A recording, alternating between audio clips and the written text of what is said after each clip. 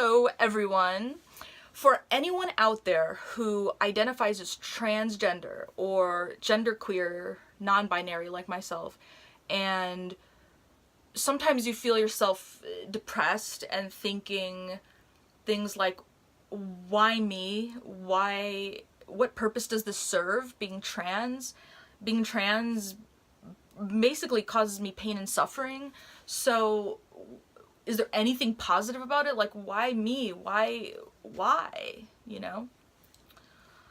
I am here to help remind you that not only do you have purpose, and your trans experience has purpose, but you are a gift, and you have all kinds of unique wisdom and gifts to share that come from yourself and come from your trans experience.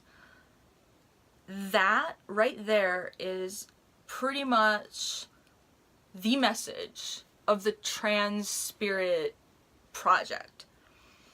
You know, I read a lot of spiritual literature.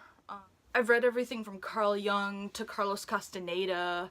You know, I grew up, when I was in high school, even middle school, I started reading about Eastern spiritualities and New Age philosophy, self-help, like Marianne Williamson and Eckhart Tolle, and you know, I eat that stuff up. You know, I go to the bookstore and I go straight to the spirituality section and I just read whatever I can get. So, I mean, I've been into the subject for as long as my life. I mean, since I was born, you know, in coming out as not just transgender, but genderqueer, non-binary, third gender, you know, other agender, you know, it felt like there was a big gap between myself and my non-binary gender and all of these books that I'm reading, many of which are very binary based. They talk about the masculine and the feminine in everyone, and they even go, some of them, as so far as to say that women have this certain mix and men have a little more of this certain mix, and they talk about it without even realizing the assumptions that they're making, that everybody is in this heteronormative gender binary existence. Not all of us inhabit that, and I strongly believe that there are no mistakes in this universe, and I strongly believe that every person and every type has its role to play in this universe. And even if you consider yourself an outlaw, an outsider, an outlier, that plays a purpose. That plays a strong role in offering insights and wisdom and gifts for the main community as a whole.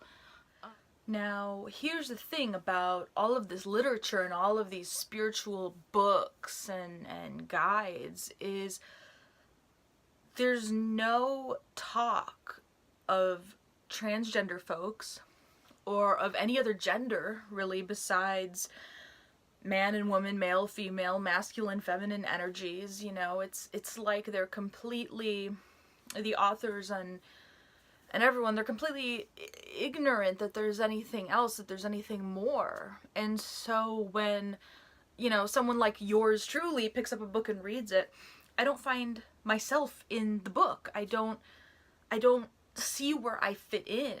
I'm reading this book and I'm like, well, I guess I sort of, you know, I was raised with, you know, with the feminine attributes, but I relate more and identify with the masculine attributes, and how does this book fit me? I'm so interested in these topics, but there's not a place for me. There's not a place that describes me.